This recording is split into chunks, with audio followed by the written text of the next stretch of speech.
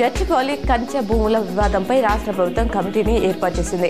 Deputy CM బట్టి విక్రమార్క, మంత్రులు శ్రీధర్ బాబు, పొంగులేటి శ్రీనివాసరెడ్డికి ఈ కమిటీలో చోటు కల్పించింది. హెచ్సియు విద్యార్థులు, ప్రజా సంఘాలతో ఈ కమిటీ సంప్రదింపులు జరపనుంది.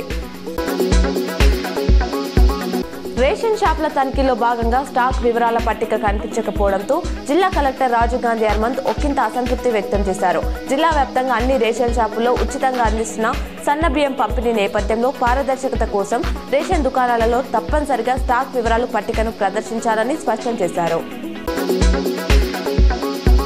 Nizamabad rural MLA doctor Bhupath Reddy Sirikonda మండలంలో విస్తృతంగా పర్యటిస్తున్నారు. పలు అభివృద్ధి పనులకు ఆయన శంకుస్థాపన చేస్తున్నారు. ఎస్ఆర్హెచ్ ఆడిన చివరి 3 మ్యాచ్ల్లోనూ ఘోర పరాజయం పాలైంది. ఎల్ఎస్జీపై 5 వికెట్లు, డీసీపై 7 వికెట్లు, కేకేఆర్పై 80 పరుగుల భారీ తేడాతో ఓటమి పాలైంది. ఇలాగే ఆడితే ప్లే ఆఫ్స్ అవకాశాలు సంక్లిష్టంగా మారే ప్రమాదం ఉందని ఫ్యాన్స్ ఆందోళన వ్యక్తం చేస్తున్నారు.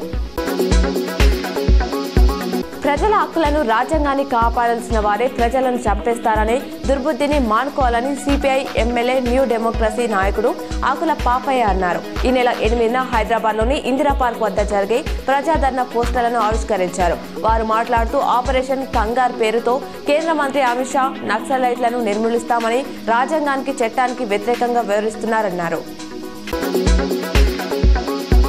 జిల్లాలో గ్రామ పాలనాధికారులుగా పనిచేయడానికి ఆసక్తి కలిగిన మాజీ వీఆర్ఓలు, వీఆర్ఏలు దరఖాస్తులు చేసుకోవాలని కలెక్టర్ రాజీవ్ గాంధీ హనుమంత్ తెలిపారు. ఆసక్తి, అర్హత కలిగిన వారు ఈ నెల 16వ తేదీలోపు గూగుల్ ఫామ్లో దరఖాస్తు చేసుకోవాలని సూచించారు.